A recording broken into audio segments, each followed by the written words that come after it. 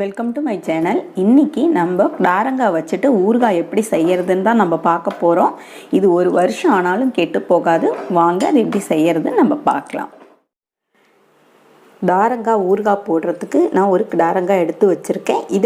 இதை ரெண்டு விதமாக போடலாம். ஒன்று ஆவியில் வேக வச்சு உடனே செய்கிறது, இன்னொன்று நம்ம இதை நறுக்கி போட்டுட்டு உப்பில் ஊற வச்சுட்டு அதுக்கப்புறம் செய்கிறது. நான் இப்போ செகண்ட் மெத்தட் தான் செய்ய போகிறேன்.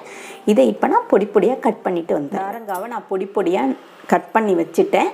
இதில் என்னோட கையால் இந்த அளவு உப்பு மட்டும் நான் எடுத்து இதில் சேர்த்துக்கிறேன்.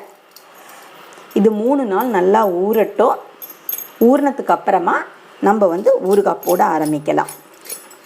இது டெய்லி காலம்பரையும் சாயங்காலமும் ஒரு வாட்டி இந்த மாதிரி குலுக்கி மட்டும் விட்டு வச்சிடலாம்.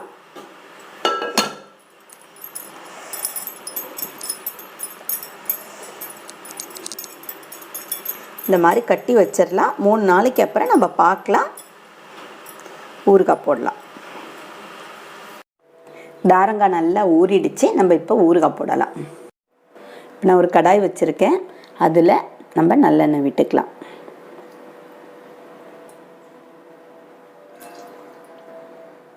இந்த எண்ணெய் நல்லா சூடாகட்டும். எண்ணெய் நல்லா ஹீட் ஆகும்போதே நான் இந்த அளவு பெருங்காயம் எடுத்துக்கிறேன். பெருங்காயத்தை மட்டும் இதில் நான் சேர்த்துக்கிறேன்.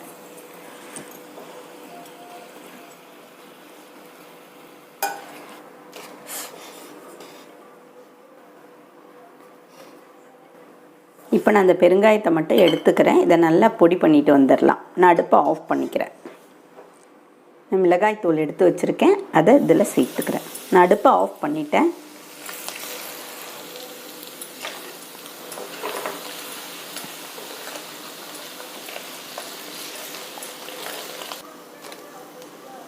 ஒரு ஸ்பூன் வெந்தயத்தை நல்லா வறுத்து பொடி பண்ணி வச்சுருக்கேன். அதே மாதிரி கடுகு ஒரு ஸ்பூன் நல்லா வறுத்து பொடி பண்ணி வச்சுருக்கேன். அது ரெண்டையும் இப்போ நான் சேர்த்துக்கிறேன்.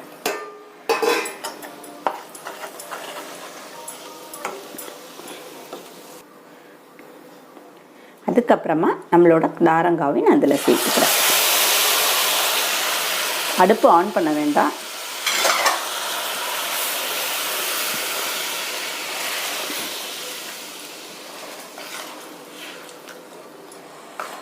நான் பெருங்காயத்தையும் பொடி பண்ணி அதில் சேர்த்துட்டேன், கடுகோடையே சேர்த்து.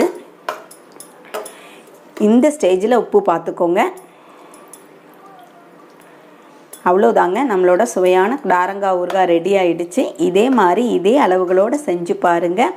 நம்ம அடுத்த வீடியோவில் பார்க்கலாம். பாய்.